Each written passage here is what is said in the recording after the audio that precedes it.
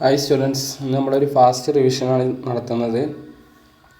Transfer of ownership and delivery of goods ആണ് നമ്മൾ ചെയ്യുന്നത്. ഓക്കെ, അപ്പോൾ അതിൽ നമ്മൾ ഫസ്റ്റ് പാസിംഗ് ഓഫ് പ്രോപ്പർട്ടി. എന്താണ് പാസിംഗ് ഓഫ് പ്രോപ്പർട്ടി അല്ലേ? സെല്ലറിൽ നിന്നും ബയ്യറിലേക്ക് ഒരു ഗുഡ്സിൻ്റെ ഓണർഷിപ്പ് എപ്പോൾ ട്രാൻസ്ഫർ ചെയ്യും എന്നുള്ളതിനെ കുറിച്ചിട്ടുള്ളതാണ് നമ്മൾ ഈ സെക്ഷൻ 18-26 പ്രകാരം നമ്മൾ പഠിക്കുന്നത് അല്ലേ. Passing of transfer of property constitute most important element factor decide to legal rights and liability seller and buyer. സെല്ലറിൽ നിന്നും ബയ്യറിലേക്ക് ഒരു ഓണർഷിപ്പ് ട്രാൻസ്ഫർ ചെയ്ത് കഴിഞ്ഞാൽ അതിനനുസരിച്ചാണ് ലീഗൽ റൈറ്റ്സും ലാബിലിറ്റീസ് ഒക്കെ എന്ത് ചെയ്യാം അവിടെ വരിക.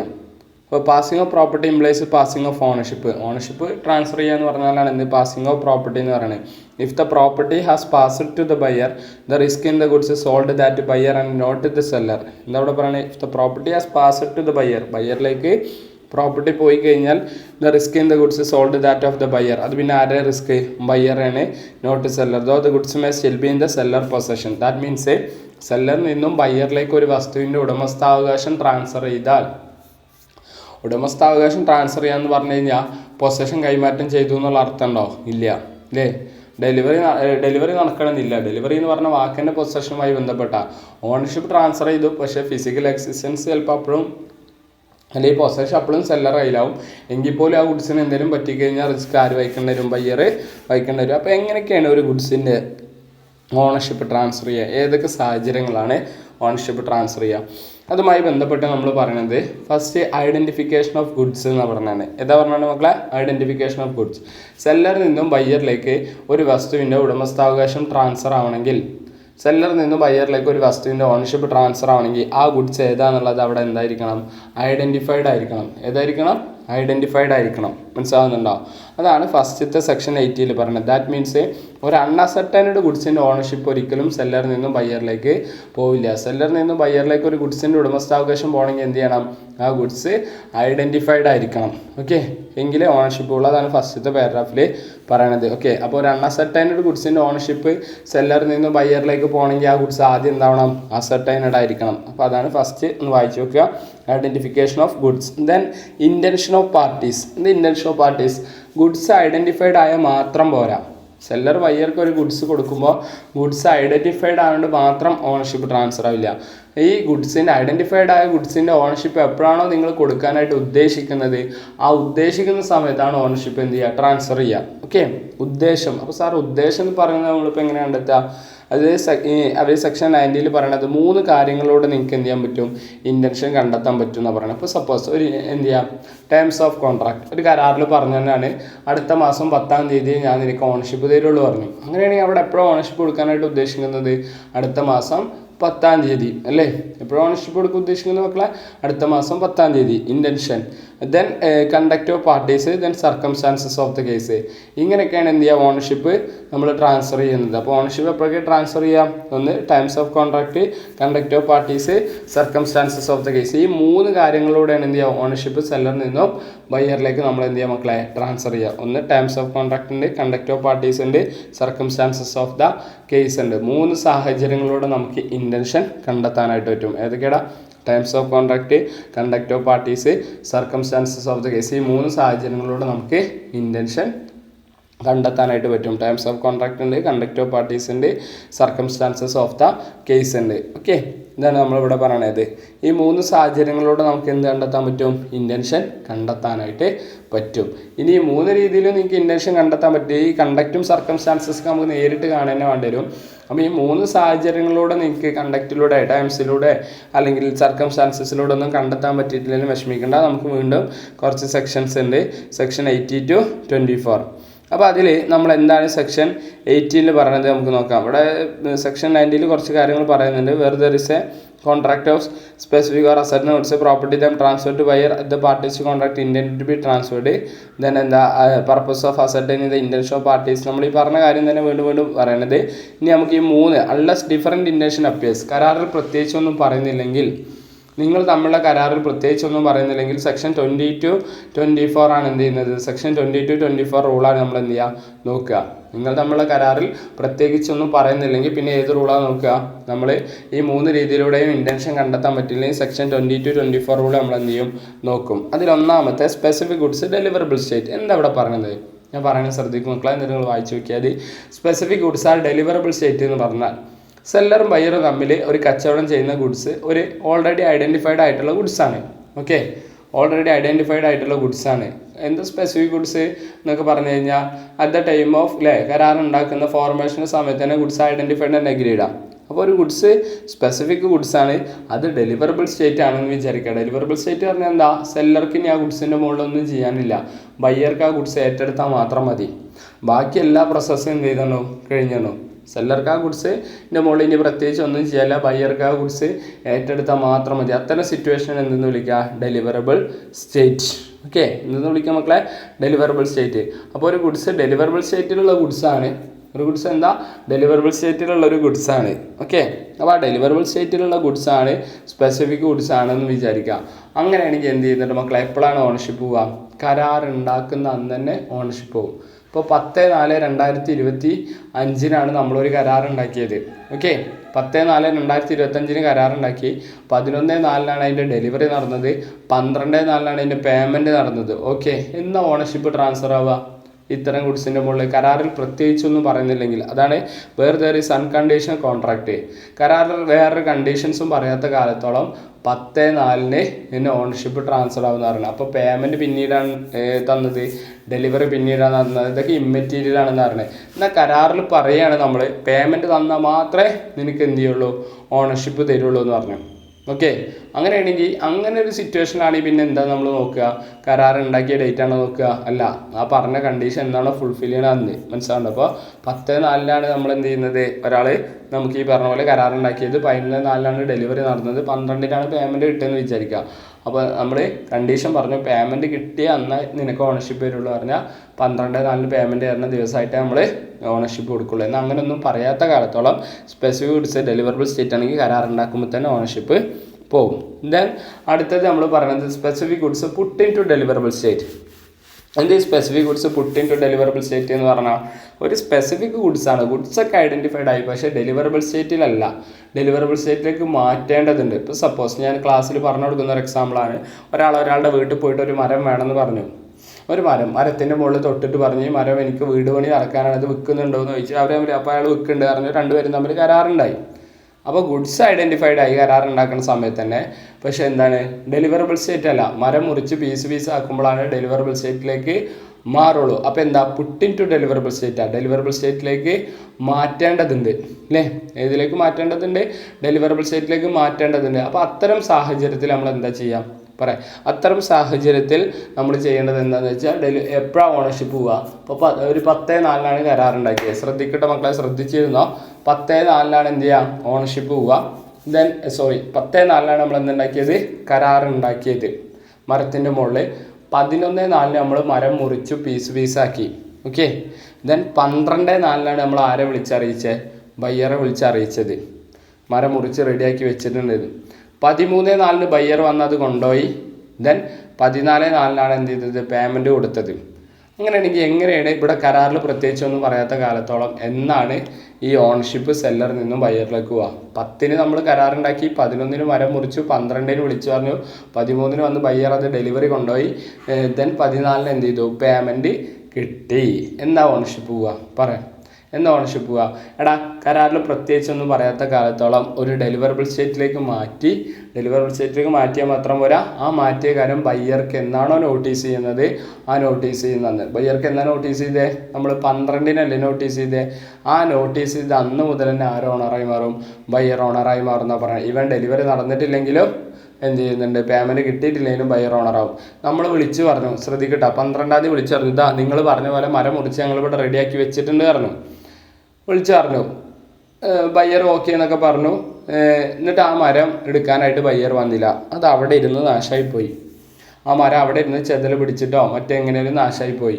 അങ്ങനെയാണെങ്കിൽ ആരതിൻ്റെ ഉത്തരം, ഈവൻ പൊസഷൻ സെല്ലറുടെ കയ്യിലാണ്. സെല്ലർ എല്ലാ റീസണബിൾ കെയറും കൊടുത്തു, എന്നിട്ടും ബയ്യർ വരാത്തതുകൊണ്ട് അത് നാശമായി പോയിട്ടുണ്ടെങ്കിൽ ആരെ ഉത്തരവാദിത്തം ഏറ്റെടുക്കേണ്ടി വരിക, ബയ്യർ ഏറ്റെടുക്കേണ്ടി വരും. കാരണം ബയ്യറുടെ കയ്യിലാണ് എന്ത്, ഓണർഷിപ്പ് ഉള്ളത്.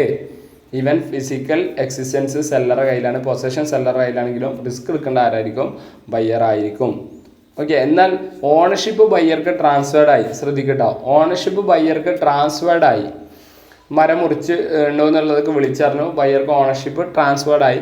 അങ്ങനെ ട്രാൻസ്ഫേർഡ് ആയ സമയത്ത് ബയ്യർ വരണ വരെ ഈ ഗുഡ്സ് നല്ല രീതിയിൽ സൂക്ഷിക്കേണ്ട ഉത്തരവാദിത്തം ആർക്കുണ്ട്? ബയ്യർ വരണ വരെ ഈ ഗുഡ്സ് നല്ല രീതിയിൽ സൂക്ഷിക്കേണ്ട ഉത്തരവാദിത്തം ആർക്കുണ്ട് മക്കളെ? സെല്ലർക്കുണ്ട് അല്ലേ?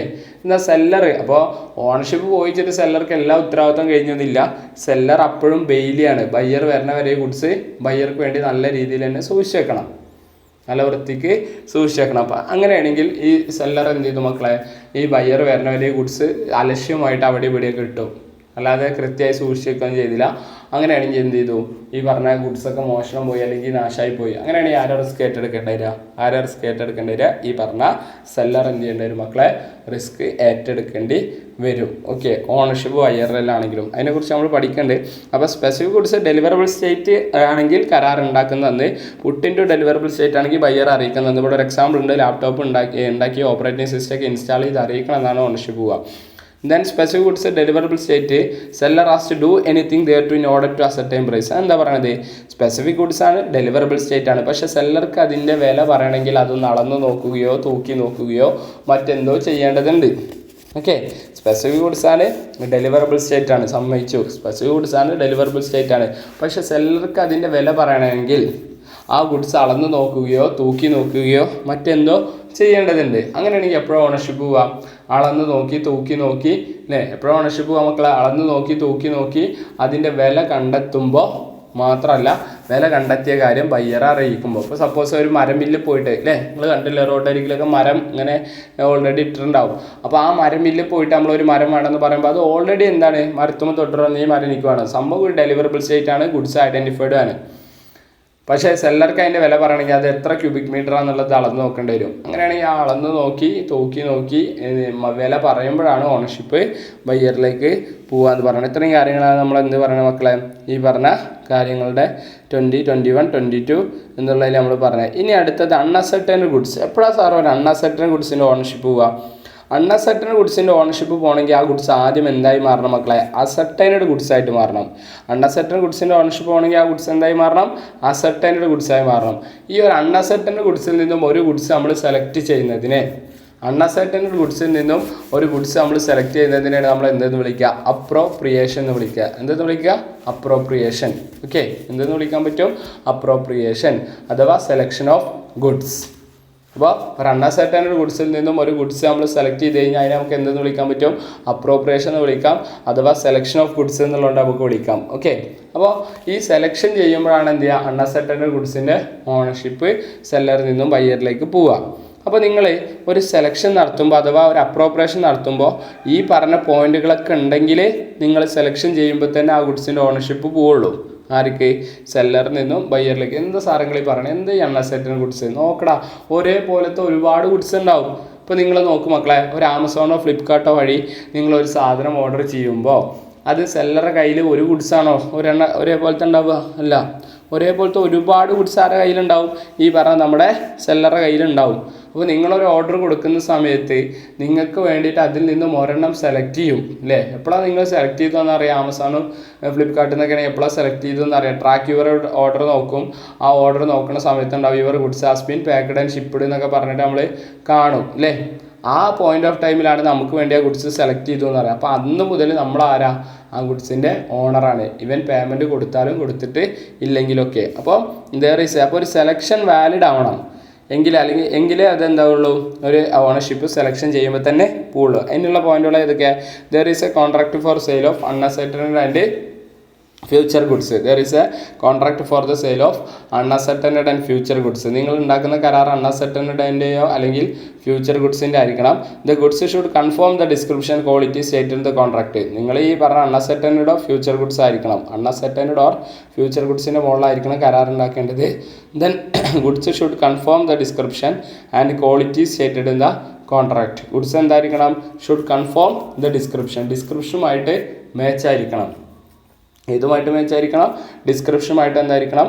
മാച്ചായിരിക്കണം. The goods should confirm the description and quality stated in the contract. കണ്ടോ, നമ്മൾ ഏതെങ്കിലും ഗുഡ്സ് എടുത്ത് സെലക്ട് ചെയ്ത് കൊടുത്തിട്ട് കാര്യമില്ല. എന്ത് ചെയ്യണം? ബയ്യർ പറഞ്ഞ ഗുഡ്സ് തന്നെ ആയിരിക്കണം നമ്മളെടുത്ത് സെലക്ട് ചെയ്ത് കൊടുക്കേണ്ടത്. ഇപ്പോൾ ബ്ലാക്ക് ഷർട്ടാണ് ഓർഡർ ചെയ്തിട്ടുണ്ടെങ്കിൽ ബ്ലാക്ക് ഷർട്ട് തന്നെ നമ്മൾ എടുത്ത് കൊടുക്കണം. ബ്ലൂ പേന ആണെങ്കിൽ ചോദിച്ചിട്ടുണ്ടെങ്കിൽ ബ്ലൂ പേന നിങ്ങൾ എടുത്തരണത്, അല്ല അത് ഏതെങ്കിലും എടുത്താന്നൊരു കാര്യമില്ല. ഒന്നാമത്തെ പോയിന്റ് എന്താ, അപ്രോപ്രിയേഷൻ എന്ന് വിളിക്കണമെങ്കിൽ ആ ഗുഡ്സ് അൺഅസെറ്റഡ് ഓഫ് ഫ്യൂച്ചർ ഗുഡ്സ് ആയിരിക്കണം. ഒരു സ്പെസിഫിക് ഗുഡ്സ് എടുത്തിട്ടുണ്ടെങ്കിൽ അതിനെ അപ്രോപ്രിയേഷൻ എന്ന് വിളിക്കില്ല. ദെൻ അതോടൊപ്പം ഗുഡ്സ് എടുത്തു തരുന്ന ഗുഡ്സ് എന്തായിരിക്കണം, നമ്മൾ പറഞ്ഞത് തന്നെ ആയിരിക്കണം. ഏതെങ്കിലും ഒരെണ്ണം എടുത്താന്നൊരു കാര്യമില്ല. Then goods must be deliverable state, ആ എടുത്തു തരുന്ന ഗുഡ്സ് എന്തായിരിക്കണം, ഡെലിവറബിൾ സ്റ്റേറ്റിലായിരിക്കണം. അങ്ങനെയാണെങ്കിൽ goods must be unconditionally appropriated to contract. എന്താണ് കണ്ടീഷണലി അപ്രോപ്രിയേറ്റഡ് കോൺട്രാക്ട് പറഞ്ഞാൽ, സെലക്ട് ചെയ്യുന്ന സമയത്ത് യാതൊരുവിധ കണ്ടീഷൻസും വെച്ചിട്ടുണ്ടായിരിക്കരുത്. ഓക്കെ, അപ്പോൾ അതിനൊക്കെ ഉദാഹരണം ഞാൻ പറഞ്ഞുതരാം. ഇപ്പോൾ സപ്പോസ് ഒരാൾ കേരളത്തിൽ നിന്നുള്ള ഒരാൾ ഡൽഹിയിൽ നിന്ന് ഒരു ബുക്ക് ഓർഡർ ചെയ്യുകയാണ് മക്കളെ. കേരളത്തിൽ നിന്നുള്ള ഒരാൾ ഡൽഹിയിൽ നിന്ന് ഒരു ബുക്ക് ഓർഡർ ചെയ്യുക. അപ്പോൾ ആ ഓർഡർ ചെയ്യുന്ന സമയത്ത് എന്ത് ചെയ്തു, ബയ്യർ എന്ത് ചെയ്യുന്നുണ്ട്, ഒരു ഓർഡർ കൊടുത്ത് എനിക്കൊരു ബുക്ക് വേണം. സെല്ലറുടെ കയ്യിൽ ഒരുപാട് ബുക്കുണ്ട് ഒരേപോലത്തെ. ഓക്കെ, ഇപ്പോൾ ഒരു വിങ്സ് ഓഫ് ഫയർ എന്ന് പറഞ്ഞ ബുക്കാണ് നമ്മൾ ഓർഡർ ചെയ്യുന്നത് വിചാരിക്കുക. ഓക്കെ, അപ്പോൾ ഒരുപാട് ബുക്ക് ഈ പബ്ലിഷറുടെ കയ്യിലുണ്ട്. നമ്മളെ ഓർഡർ കണ്ടുകൊണ്ട് അദ്ദേഹം നമുക്ക് വേണ്ടിയിട്ട് എന്ത് ചെയ്തു, ഒരു ബുക്ക് എന്ത് ചെയ്തു, സെലക്ട് ചെയ്തു. എന്നിട്ട് എന്ത് ചെയ്തു, ട്രെയിൻ മാർഗ്ഗം അയച്ചു. അപ്പോൾ നമ്മൾ പറഞ്ഞ ഗുഡ്സ് തന്നെയാണ് അദ്ദേഹം സെലക്ട് ചെയ്തത്. ദെൻ അതോടൊപ്പം തന്നെ എന്താണ്, ആ ഗുഡ്സ് ഡിസ്ക്രിപ്ഷനുമായിട്ട് മാച്ചാണ്, ഗുഡ്സ് ഡെലിവറബിൾ സ്റ്റേറ്റ് ആണ്, സെല്ലർക്ക് ഇനി ആ ബുക്കിൻ്റെ മുകളിൽ ഒന്നും ചെയ്യാല്ല. ദെൻ ഒരു കണ്ടീഷനും വെച്ചില്ല. അങ്ങനെയാണെങ്കിൽ ആ ഗുഡ്സ് എന്ത് ചെയ്തു മക്കളെ, ട്രെയിനിൽ നിന്ന് മോഷണം പോയി. ആരാ റിസ്ക് വഹിക്കേണ്ടി വരിക, ബയ്യറാണോ സെല്ലറാണോ? പറയ്, ആരാ വഹിക്കേണ്ടി വരിക, ബയ്യറാണോ സെല്ലറാണോ? കാരണം ഗുഡ്സ് അയാൾ അവിടുന്ന് അയച്ചെന്ന്, പക്ഷെ മോഷണം പോയി. നിയമപ്രകാരം ആരാ വഹിക്കേണ്ടി വരിക മക്കളെ, ബയ്യറാണ്. ആരാ വഹിക്കേണ്ടി വരിക, ബയ്യറാണ് റിസ്ക് വഹിക്കേണ്ടി വരിക. കാരണം എന്താ, നമ്മൾ ആ ഗുഡ്സ് സെലക്ട് ചെയ്യുമ്പോൾ തന്നെ ആരാണോ ബയ്യർ ഓണറായി വരണം. അപ്പോൾ സാർ നിങ്ങൾ എന്ത് പരിപാടി പറയണേ, ആമസോണും ഫ്ലിപ്കാർട്ടും വഴിയൊക്കെ ഒരു സാധനം ഓർഡർ ചെയ്യുമ്പോൾ അവർ അയച്ചു തരുമ്പോൾ തന്നെ അത് മിസ്സായി കഴിഞ്ഞാൽ നമ്മൾ റിസ്ക് വഹിക്കേണ്ടി വരും എന്ന് പറഞ്ഞു കഴിഞ്ഞാൽ ശരിയാണോ? യഥാർത്ഥത്തിൽ നിയമപ്രകാരം നമ്മൾ ഓണറാണ് അല്ലേ, അവർ നമുക്ക് വേണ്ടി ആ ഗുഡ്സ് സെലക്ട് ചെയ്യുമ്പോൾ തന്നെ നമ്മൾ ഓണറായി മാറി. പക്ഷേ ആമസോണും ഫ്ലിപ്കാർട്ടൊക്കെ ഒരു എക്സ്ട്രാ ഒരു കണ്ടീഷൻ പറയുകയാണ്, നിങ്ങളുടെ കയ്യിൽ എത്തുന്ന വരെയുള്ള റിസ്ക് ഞങ്ങൾ ഏറ്റെടുത്തോണ്ട്, നിങ്ങളുടെ കയ്യിൽ ഈ ഗുഡ്സ് എത്തുന്ന വരെയുള്ള റിസ്ക് ഞങ്ങൾ ഏറ്റെടുത്തോണ്ട്. എടാ അങ്ങനെ പറഞ്ഞിട്ടില്ലെങ്കിൽ ആരെങ്കിലും ആമസോണും ഫ്ലിപ്കാർട്ടിൽ നിന്നൊക്കെ സാധനം മേടിക്കുമോ? ഒരാളും മേടിക്കില്ല, മേടിച്ചിട്ട് ആരും മേടിക്കില്ല അല്ലേ. അതുകൊണ്ട് തന്നെ നിങ്ങൾ മനസ്സിലാക്കിയേക്കുക, ഒരു ഗുഡ്സ് സെലക്ട് ചെയ്യുന്ന സമയത്ത് യാതൊരുവിധ കണ്ടീഷനും വെച്ചിട്ടില്ലെങ്കിൽ എന്ത് ചെയ്യുന്നുണ്ട്, അയക്കുന്ന സമയത്ത് തന്നെ ബയ്യർ ഓണറായി മാറും. അപ്പോൾ സാറ് പിന്നെ എന്താ കണ്ടീഷൻ? അതായത് സെല്ലർ ബയ്യർക്ക് ഒരു ഗുഡ്സ് അയച്ചു കൊടുക്കുന്ന സമയത്ത് പറയുകയാണ്, ഞാൻ ബുക്കൊക്കെ അയച്ചു തരാം, പക്ഷെ നീ പേയ്മെൻറ്റ് തന്നാൽ മാത്രമേ നീ ഓണറാവുള്ളൂ പറഞ്ഞു. അങ്ങനെയാണെങ്കിൽ ഗുഡ്സ് സെലക്ട് ചെയ്യുമ്പോഴോ അയച്ചു കൊടുക്കുമ്പോഴോ ഒന്നും ബയ്യർ ഓണറായിട്ട് മാറില്ല. എപ്പോഴാണ് ഓണറായി മാറുക, എപ്പോഴാണ് ബയ്യർ ആ കണ്ടീഷൻ ഫുൾഫിൽ ചെയ്യണം. അപ്പോൾ ഒരു കണ്ടീഷനും പറയാത്ത കരാറാണെങ്കിൽ, അതാണ് നമ്മളിവിടെ പറയേണ്ടത്. ഒരു കണ്ടീഷനും പറയാത്ത കരാറാണെങ്കിൽ എന്ത് ചെയ്യും, സെലക്ട് ചെയ്യുമ്പോൾ തന്നെ ബയ്യർ ഓണറായി മാറും. അപ്പോൾ സെലക്ട് ചെയ്യുമ്പോൾ തന്നെ ബയ്യർ ഓണറായി മാറണമെങ്കിൽ അതൊരു അൺഅസെറ്റഡ് ഓർ ഫ്യൂച്ചർ ഗുഡ്സ് ആയിരിക്കണം. Goods should confirm the description and quality stated contract ആയിരിക്കണം. Goods must be deliverable state ആയിരിക്കണം. Goods must be unconditionally appropriate contract ആയിരിക്കണം, either by delivery or buyer or his agent. അത് delivery ബയ്യർക്ക് വേണ്ടിയിട്ട് ബയ്യർക്കോ അല്ലെങ്കിൽ ഏജന്റിനോ കാരിയറിനോ കൊടുക്കുന്ന സമയത്ത് ഒരു കണ്ടീഷനും പറയാതെ ഇരിക്കണം. ദെൻ അപ്രോപ്രിയേഷൻ ആർക്ക് ചെയ്യാം, appropriation must be made by the seller with the assent of the buyer. ഒന്നുകിൽ ആർക്ക് ചെയ്യാൻ പറ്റും മക്കളെ, seller with assent of buyer. Buyer രണ്ടുപേരും ഡിസ്റ്റൻസ് പ്ലേസിലാണ്. കേരളത്തിൽ ഒരാൾ മഹാരാഷ്ട്രയിൽ നിന്ന് ഒരു ഗുഡ്സ് ഓർഡർ ചെയ്തപ്പോൾ പിന്നെ ആരാ, നമ്മൾ ബൈ നൗ എന്ന് പറഞ്ഞിട്ടുള്ള ഒരു ഓപ്ഷൻ കൊടുക്കണോണ്ടാണ് അവർ നമുക്ക് വേണ്ടി ഒരു ഗുഡ്സ് സെലക്ട് ചെയ്യുന്നത്. അപ്പോൾ നമ്മുടെ സമ്മതത്തോടു കൂടി എന്ത് ചെയ്യാം, സെല്ലർക്ക് ചെയ്യാൻ. ഈ ബയ്യർക്ക് സെല്ലർ സമ്മതത്തോടു കൂടി ചെയ്യാം. അപ്പോൾ സെല്ലറും ബയ്യറും ഒരു ഡിസ്റ്റൻസ് ആയിട്ടുള്ള പ്ലേസിലൊന്നല്ല, സെയിം പ്ലേസിലാണെന്ന് വിചാരിക്കുക. അപ്പോൾ നമ്മളൊരു കടയിൽ പോയിട്ട് ഒരു സാധനം മേടിക്കുമ്പോൾ ഒരേപോലത്തെ ഒരുപാട് ഗുഡ്സ് ഉണ്ടാവും. അങ്ങനെയാണെങ്കിൽ അതൊക്കെ എന്ത് ഗുഡ്സാണ്, അൺഅസെറ്റഡ് ഗുഡ്സ് ആണ്. ഇപ്പോൾ ഒരു നോട്ട്ബുക്ക് ഒരേപോലത്തെ ഒരുപാട് നോട്ട്ബുക്ക് ഇരിക്കുന്നുണ്ട്. ഓക്കെ, അപ്പോൾ അങ്ങനെയാണെങ്കിൽ അത് എന്ത് ഗുഡ്സാണ്, അൺഅസെറ്റഡ് ഗുഡ്സാണ്. നമ്മളതെന്ന് സെല്ലറോട് ചോദിച്ചു, ഞാൻ അതെന്ന് പറഞ്ഞാൽ സെലക്ട് ചെയ്തെടുക്കട്ടെ ചോദിച്ചു. എന്നിട്ട് എന്ത് ചെയ്ത് പറഞ്ഞാൽ നമ്മൾ തന്നെ സെലക്ട് ചെയ്തെടുത്തു. അങ്ങനെയാണെങ്കിൽ ആരാ ഗുഡ്സ് സെലക്ട് ചെയ്തത്, ബയ്യർ. ആരുടെ സമ്മതത്തോടു കൂടി, സെല്ലറുടെ സമ്മതത്തോടു കൂടി. ഇനി ഈ സമ്മതം എപ്പോൾ കൊടുക്കാം, എങ്ങനെ കൊടുക്കാം, വാക്കാലോ പ്രവർത്തിയാലോ കൊടുക്കാം. ഒരാളോട് കൈയോട് ആക്ഷൻ കാണിച്ചിട്ട് നമ്മൾ എടുത്തോ, സമ്മതം കൊടുത്തു, നീ സെലക്ട് ചെയ്തു പറഞ്ഞ് കൈയോട് ഇങ്ങനെ ആക്ഷൻ കാണിച്ചു. അങ്ങനെയാണെങ്കിൽ അതെന്താ, എക്സ്പ്രസ് ആണോ ഇംപ്ലൈഡ് ആണോ, ഇംപ്ലൈഡ്. ഇനി ഓറലായിട്ടോ റിട്ടേൺ ആയിട്ടോ കൊടുക്കുക, അങ്ങനെയാണെങ്കിൽ എക്സ്പ്രസ് ആവും. ഇനി സമ്മതം ബിഫോർ ആവാം ആഫ്റ്റർ ആവാം, ബിഫോർ ആവാം ആഫ്റ്റർ ആവാം. ഇങ്ങനെ സമ്മതം നമ്മളൊരു ഗുഡ്സ് സെലക്ട് ചെയ്തതിന് ശേഷമാണ് നമ്മൾ അയാളോട് പറയുന്നത് ഞാൻ ഒരെണ്ണം എടുത്തോ. നമ്മൾ പരിചയമുള്ള കടക്കാരാണെങ്കിൽ നമ്മൾ ഒരെണ്ണം എടുത്തോ എന്ന് വിളിച്ചറിയും അല്ലേ. അപ്പോൾ അങ്ങനെയാണെങ്കിൽ എന്താ ബിഫോർ ആണോ ആഫ്റ്റർ ആണോ ആഫ്റ്റർ ആണ്. ഇനി അല്ല പരിചയമൊന്നും ഇല്ലാത്ത ആൾക്കാരാണെങ്കിൽ നമ്മൾ ബിഫോറിൻ്റെ സമ്മതം മേടിക്കും അല്ലേ. അപ്പോൾ ഈ പറഞ്ഞ കാര്യങ്ങളൊക്കെ ഉണ്ടെങ്കിൽ, അതായത് ഒരു അൺഅസെപ്റ്റഡ് ഗുഡ്സിൻ്റെ കേസിൽ ഈ പറഞ്ഞ പോയിന്റുകളൊക്കെ ഉണ്ടെങ്കിൽ സെലക്ഷൻ ചെയ്യുമ്പോൾ തന്നെ ആര് ഓണറാണ് മക്കളെ? ബയ്യർ ഓണറാണ്. ഇതിനെ നമ്മൾ എന്തെന്ന് വിളിക്കുക? Sale of unaccepted goods by description. Then അടുത്ത എന്താ? Delivery of goods to carrier. എന്താണ് delivery of goods to carrier? നോക്കടാ, നമ്മൾ സെല്ലർ ബയ്യർക്ക് നമ്മൾ പഠിച്ചിട്ടുണ്ട് അല്ലേ. ഒരു ഗുഡ്സ് സെല്ലർ ബയ്യർക്ക് വേണ്ടിയിട്ട് ഒരു കേരിയറിലേക്ക് കൊടുത്തു കഴിഞ്ഞാൽ അതെന്താ മക്കളെ? കേരിയറിലേക്ക് കൊടുത്തു കഴിഞ്ഞാൽ അവിടെ പ്രത്യേകിച്ച് ഒരു കണ്ടീഷൻസ് ഒന്നും വെക്കാതെയാണ് ആ ഗുഡ്സ് സെല്ലർ ബയ്യർക്ക് വേണ്ടിയിട്ട് ഒരു ലോറിയിലേക്കൊക്കെ കൊടുത്തിട്ടുണ്ടെങ്കിൽ എന്താ അർത്ഥം? ബയ്യർക്ക് വേണ്ടി ആ ഗുഡ്സ് സെലക്ട് ചെയ്യപ്പെട്ടു എന്നല്ല അർത്ഥം അല്ലേ. ഇപ്പോൾ തമിഴ്നാട്ടിൽ നിന്ന് ഒരാൾ കേരളത്തിലേക്ക് ഒരു സാധനം അയക്കുന്നുണ്ട്. തമിഴ്നാട്ടിലത്തെ ആൾ ബയ്യർക്ക് വേണ്ടി ഒരു സാധനം സെലക്ട് ചെയ്തിട്ട് എന്ത് ചെയ്തു? ബയ്യർക്ക് വേണ്ടിയിട്ട് ഒരു സാധനം സെലക്ട് ചെയ്തിട്ട് എന്ത് ചെയ്തു മക്കളെ? ഈ ലോറിയിൽ കൊണ്ടുപോയിട്ട് ഡെപ്പോസിറ്റ് ചെയ്തു. എവിടെ? ലോറിയിൽ, അല്ലെ ലോറി എന്ന് പറയുന്നത്, അല്ലെങ്കിൽ ട്രെയിനിൽ കൊണ്ടുപോയിട്ട് വെച്ചു. അങ്ങനെയാണെങ്കിൽ ഒരു കണ്ടീഷൻ പറയുന്നില്ലെങ്കിൽ എന്താ? ആ ഗുഡ്സ് ബയ്യർക്ക് വേണ്ടി സെലക്ട് ചെയ്തു എന്നാണ് അർത്ഥം. ദെൻ എന്ത് ചെയ്യുന്നുണ്ട്?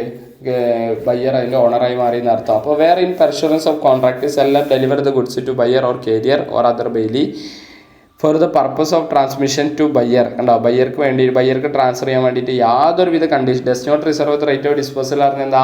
Without any condition. ഇപ്പം അങ്ങനെ മനസ്സിലാക്കി വെക്കുക. യാതൊരുവിധ കണ്ടീഷൻസും വെക്കാതെയാണ് ആ ഗുഡ്സ് സെല്ലർ ബയ്യർക്ക് വേണ്ടിയിട്ട് സെലക്ട് ചെയ്തിട്ട് വെച്ചിട്ടുണ്ടെങ്കിൽ നമ്മളൊരു കാര്യം മനസ്സിലാക്കണം, അത് അൺകണ്ടീഷണലി അപ്രോപ്രിയേറ്റഡ് ആണ്. ദാറ്റ് മീൻസ് ആ അയക്കുന്ന സമയത്ത് തന്നെ ബയ്യർ ഓണറായിട്ട് മാറി എന്നാണ് അതിൻ്റെ അർത്ഥം. ദെൻ എന്താണ് goods send on approval or sale or return ബേസിസിൻ്റെ കേസിൽ പറയണത്? Goods send on approval or return ബേസിസിൻ്റെ കേസിൽ നമ്മൾ പറയണത് മക്കളെ, അതായത് സെല്ലർ ബയ്യർക്ക് ഒരു ഗുഡ്സ് കൊടുക്കുന്ന സമയത്ത് ഒരു ഓപ്ഷൻ കൊടുക്കുകയാണ്. നിനക്ക് പറ്റിയിട്ടില്ലെങ്കിൽ എന്ത് ചെയ്യുന്നുണ്ട്? നിനക്ക് പറ്റിയിട്ടില്ലെങ്കിൽ ആ ഗുഡ്സ് എന്ത് ചെയ്യാൻ പറ്റും അല്ലേ? നിനക്ക് ഇങ്ങോട്ട് തന്നെ തിരിച്ചു തരാം. അങ്ങനെ തിരിച്ചു തരാം എന്ന് പറഞ്ഞ ഒരു ഓപ്ഷൻ പറഞ്ഞിട്ട് നമ്മളൊരു ഗുഡ്സ് കൊടുക്കുന്നുണ്ടെങ്കിൽ ആ കൊടുക്കുന്നതിനാണ് നമ്മൾ എന്ത് എന്നുള്ളത് വിളിക്കുക? Goods send on approval or return basis എന്ന് പറയുന്നത്. ഓക്കെ. അപ്പോൾ അങ്ങനെയാണെങ്കിൽ ഈ പറഞ്ഞ ഗുഡ്സ് ബയ്യർ അപ്രൂവ് ചെയ്യുമ്പോഴാണ് എന്തായിട്ട് മാറുക? സെയിലായിട്ട് മാറുക. അപ്പോൾ ഏതൊക്കെ സാഹചര്യത്തിലാണ് ബയ്യർ ഒരു ഗുഡ്സ് അക്സെപ്റ്റ് ചെയ്തു എന്ന് നമുക്ക് മനസ്സിലാക്കാൻ പറ്റും. ഇവിടെ 3 പോയിന്റ് പറയേണ്ടത്. ഇത് നമുക്ക് പെർഫോമൻസിൻ്റെ കേസിൽ വീണ്ടും ആവശ്യമുണ്ട്. എന്നാലും when he signifies the approval or acceptance seller does or any other act adopt in the transaction. ഒന്നുകിൽ ബയ്യർ, ഇപ്പോൾ നമ്മളൊരു കുട്ടിക്ക് വേണ്ടിയിട്ട് ഒരു കടയിൽ പോയിട്ട് ഒരു ഉടുപ്പ് മേടിച്ചു. ഒരു റിലേറ്റീവ് എക്സാമ്പിൾ മനസ്സിലാക്കി വെക്കുക. ക്ലാസ്സിലൊക്കെ പറഞ്ഞു തന്നെയാണ്. ഒരു കുട്ടിക്ക് വേണ്ടിയിട്ട് ഒരു ഉടുപ്പ് നിങ്ങൾ മേടിച്ചു. അപ്പോൾ ആ മേടിച്ച ഉടുപ്പ് നമ്മൾ അവിടെ കുട്ടിക്ക് കൊണ്ടുപോയിട്ട് ഇട്ട് കൊടുത്തു. കുട്ടിക്ക് കൊണ്ടുപോയി ഇട്ടെടുത്തപ്പോൾ കറക്റ്റ് പാകം. അപ്പോൾ നമ്മൾ സെല്ലറോട് വിളിച്ചറിയാണ്, ഞങ്ങളിനി റിട്ടേൺ ഒന്നും വരുന്നില്ല, ഗുഡ്സ് ഞങ്ങൾക്ക് ഓക്കെയാണ്. അങ്ങനെയാണെങ്കിൽ എന്താ? നമ്മൾ അപ്രൂവൽ കൊടുത്തു അല്ലേ. ഇപ്പോൾ എല്ലാ കേസിലൊന്നും അങ്ങനെ വിളിച്ചിറങ്ങണമെന്നില്ല. പക്ഷെ അങ്ങനെ അപ്രൂവൽ കൊടുത്തു കഴിഞ്ഞാൽ എന്താണ്? ബയ്യർ ആ ഗുഡ്സ് അക്സെപ്റ്റ് ചെയ്തതിന് തുല്യമാണ്. ഇനി അല്ല, അപ്രൂവലൊന്നും അങ്ങനെ വിളിച്ച് പറയാൻ ചെയ്തില്ല, പകരം ആ കുട്ടിക്ക് ഉടുപ്പ് ഇട്ട് കൊടുത്തു. പക്ഷെ എന്ത് ചെയ്തു മക്കളെ? ചെറിയ ഒരു കുറച്ച് കയ്യിൻ്റെ അവിടെയൊക്കെ ചെറുതായിട്ടൊരു ലൂസ് ഉണ്ട്. അപ്പോൾ നമ്മൾ എന്ത് ചെയ്തു? നമ്മൾ റിജക്ഷൻ ചെയ്യാണ് എന്ന്, അല്ലെങ്കിൽ തിരിച്ചു കൊണ്ടുവരുന്നൊന്നും പറഞ്ഞിട്ടൊന്നുമില്ല, പറ്റിയെന്നൊന്നും പറഞ്ഞിട്ടില്ല. നമ്മൾ ആ ഉടുപ്പ് കൊണ്ടുപോയിട്ട് എന്ത് ചെയ്തു? ഒന്ന് ഷേപ്പ് ചെയ്തു. ഒരു ടൈലർ എടുത്ത് കൊണ്ടുപോയിട്ട് ഷേപ്പ് ചെയ്തു. അങ്ങനെയാണെങ്കിൽ എന്താ അർത്ഥം? ഇനി ആ ഗുഡ്സ് നമ്മൾ എന്ത് ചെയ്തതിന് തുല്യമാണ്? അക്സെപ്റ്റ് ചെയ്തതിന് തുല്യമാണെന്ന് പറയുന്നത്. ഓക്കെ. നമ്മൾ ആ ഗുഡ്സ് കൊണ്ടുപോയി ഷേപ്പ് ചെയ്ത് എന്താ മക്കളെ? ആ ഗുഡ്സ് നമ്മൾ അക്സെപ്റ്റ് ചെയ്തതിന് തുല്യമാണ്. ദെൻ അടുത്ത എന്താ? he does not signify the approval or accept seller but return the goods without giving notice of rejection. Seller ബയ്യർക്ക് ഒരു ഗുഡ്സ് കൊടുക്കുമ്പോൾ ആദ്യമേ പറഞ്ഞു, നിനക്ക് പറ്റിയിട്ടില്ലെങ്കിൽ ഒരാഴ്ചക്കുള്ളിൽ എന്ത് ചെയ്യാം? മാറ്റാൻ കൊണ്ടുവരാം. ഒരാഴ്ചക്കുള്ളിൽ മാറ്റാൻ കൊണ്ടുവരാൻ പറഞ്ഞു. ഓക്കെ. ഒരാഴ്ച കഴിഞ്ഞിട്ട് അയാൾ എന്ത് ചെയ്യുന്നില്ല മക്കളെ? ഈ പറഞ്ഞ രീതിയിലേക്ക് മാറ്റാനായിട്ട് കൊണ്ടുവരുന്നില്ല. അങ്ങനെയാണെങ്കിൽ സെല്ലർ എന്താ വിചാരിക്കുക? അവൻ ആ ഗുഡ്സ് അക്സെപ്റ്റ് ചെയ്തു എന്നല്ലേ അല്ലേ? ഇനി ഒരാഴ്ചക്കുള്ളിൽ കൊണ്ടുവരാൻ പറ്റിയിട്ടില്ലെങ്കിൽ നമ്മളെ അറിയിക്കണം, എനിക്ക് ഒരാഴ്ചക്കുള്ളിൽ വരാൻ പറ്റില്ല, ഞാൻ ഇത്ര ദിവസം കൊണ്ട് വരുമോ എന്നാൽ അവൻ അറിയിക്കുന്നുമില്ല, ഒന്നുമില്ല. അവൻ ആ ഗുഡ്സ് കയ്യിൽ വെച്ചും കൊണ്ടേ ഇരിക്കുകയാണ്. ഒരാഴ്ച കഴിഞ്ഞു. അങ്ങനെയാണെങ്കിൽ സെല്ലർക്ക് ഇനി റിട്ടേൺ കൊടുക്കാൻ പറ്റുമോ? ഇല്ല. ആ ഒരു ടൈം കഴിഞ്ഞോടുകൂടി അത് സെയിലായിട്ട് ട്രീറ്റ് ചെയ്തു. ഒരു തവണ സെയിലായ പിന്നെ റിട്ടേൺ പോസിബിൾ അല്ല സെയിൽ ഗുഡ്സ് ആക്ട് പ്രകാരം. പിന്നെ അതേപോലെ തന്നെ എന്താ? ഒരു സമയം പറഞ്ഞിട്ട് ആ പറഞ്ഞ സമയത്തിൻ്റെ ഉള്ളിൽ റിട്ടേൺ കൊടുക്കണം. If no time is specified ആണെങ്കിൽ എന്താ? ഒരു സമയം പറഞ്ഞിട്ടില്ലെങ്കിൽ റീസണബിൾ ടൈമിൻ്റെ ഉള്ളിൽ നമ്മൾ എന്ത് ചെയ്യണം? റിട്ടേൺ കൊടുക്കണം എന്നാണ് പറയണത്. ഒരു ടൈമും പറഞ്ഞിട്ടില്ലെങ്കിൽ റീസണബിൾ ടൈമിൻ്റെ ഉള്ളിൽ നമ്മൾ എന്ത് ചെയ്യണം? റിട്ടേൺ കൊടുക്കണം എന്നാണ് പറയണത്. ഓക്കെ. റീസണബിൾ ടൈമിൽ കൊടുത്തിട്ടില്ലെങ്കിലും ബയർ ആ ഗുഡ്സ് അക്സെപ്റ്റ് ചെയ്തതിന് തുല്യമാണ്. ദെൻ അടുത്ത point, does something the goods which equivalent to accepting the goods.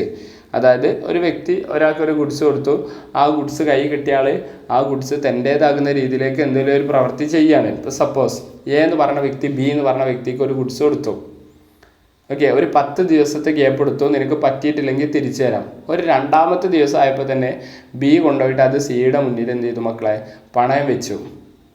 2ാമത്തെ ദിവസമായപ്പോൾ തന്നെ. അപ്പോൾ ബിക്ക് വേണമെങ്കിൽ 10 ദിവസം ആവണേക്കാളും മുമ്പ് ആ ഗുഡ്സ് സിയുടെ കയ്യിൽ നിന്ന് എടുത്തിട്ട് എക്ക് തന്നെ കൊടുക്കാം. പക്ഷെ നിയമം പറയണത് ബി കൊണ്ടുപോയിട്ട് അത് സിയുടെ മുന്നിൽ പണയം വെച്ച അതേ പോയിന്റ് ഓഫ് ടൈമിൽ തന്നെ എന്ത് ചെയ്തു, ബി ആ ഗുഡ്സ് അക്സെപ്റ്റ് ചെയ്തതിന് തുല്യമാണ്. മനസ്സിലാവണ്ടോ? എന്നാലേ ബി ആ ഗുഡ്സ് അക്സെപ്റ്റ് ചെയ്തതിന് തുല്യം. അക്സെപ്റ്റ് ചെയ്യാത്തൊരു ഗുഡ്സ് നിങ്ങൾ കൊണ്ടുപോയിട്ട് എന്ത് ചെയ്യില്ല, ഒരിക്കലും പണയം വെക്കില്ല. അപ്പോൾ എന്ത് ചെയ്യാണ്, പണയം വെക്കുകയും അങ്ങനെ മറ്റെന്തെങ്കിലും ചെയ്തു കഴിഞ്ഞാൽ അതോടുകൂടി എന്തായി മാറും, നിങ്ങൾ ആ ഗുഡ്സ് അക്സെപ്റ്റ് ചെയ്തതിന് തുല്യമായി മാറും. അപ്പോൾ ഇങ്ങനെയൊക്കെ goods send on approval return ബേസിസിൻ്റെ കേസിൽ നമ്മൾ ആ ഗുഡ്സ് അക്സെപ്റ്റ് ചെയ്തു എന്ന് മനസ്സിലാക്കുക. 1ാമത്തെ case when he signifies approval acceptance seller does any other act adopt in the transaction. അല്ലേ, നിങ്ങൾ ആ ഗുഡ്സ് നിങ്ങളുടേതാകുന്ന രീതിയിലേക്ക് എന്തൊരു കാര്യം ചെയ്തു, അല്ലെങ്കിൽ എന്താ മക്കളെ റീടൈൻ ചെയ്ത് വെക്കുക, തടഞ്ഞു വെക്കുക.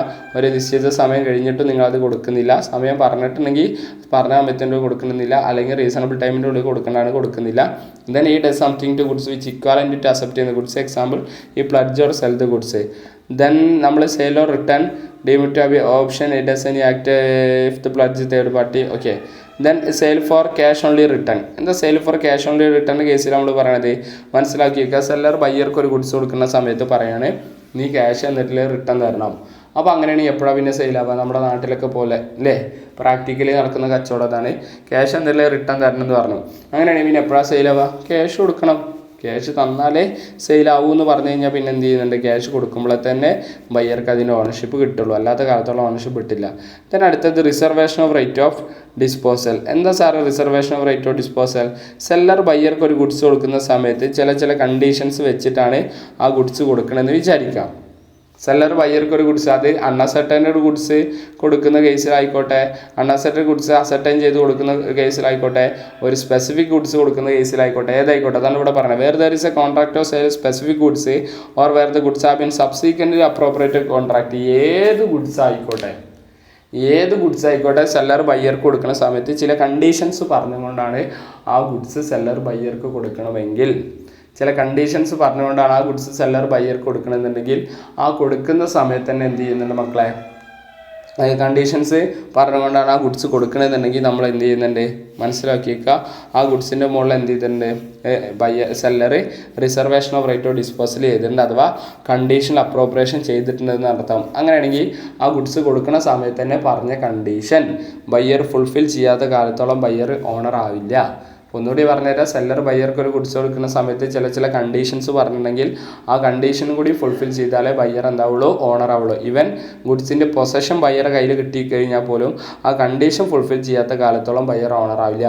ഇതിനാണ് reservation of right of disposal section 25 നമ്മൾ പറയുന്നത്. ഏതൊക്കെ സിറ്റുവേഷൻസാണ് ഈ പറഞ്ഞ നമ്മൾ reservation of right of disposal ചെയ്തിട്ടുണ്ട് നമ്മൾ മനസ്സിലാക്കിയിട്ടുണ്ട്. ഈ 2 സിറ്റുവേഷൻസിലും reservation of right of disposal ചെയ്തിട്ടുണ്ടെന്ന് മനസ്സിലാക്കണം. പോയിന്റ് നമ്പർ 1, സെല്ലർ ഒരു ഗുഡ്സ് അയക്കുന്നത് റെയിൽവേക്കാണ്. റെയിൽവേ അഡ്മിനിസ്ട്രേഷനോട് പറഞ്ഞു, റെയിൽവേ മാർഗ്ഗമാണ് ഗുഡ്സ് അയക്കുന്നത്.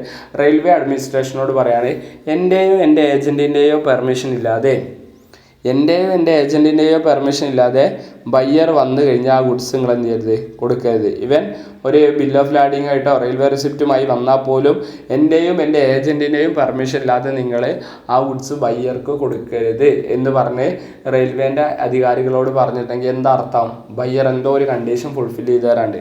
അതുകൊണ്ടല്ലേ, അല്ലാതെ ഇപ്പോൾ വെറുതെ അങ്ങനെ പറയേണ്ട ആവശ്യമുണ്ടോ?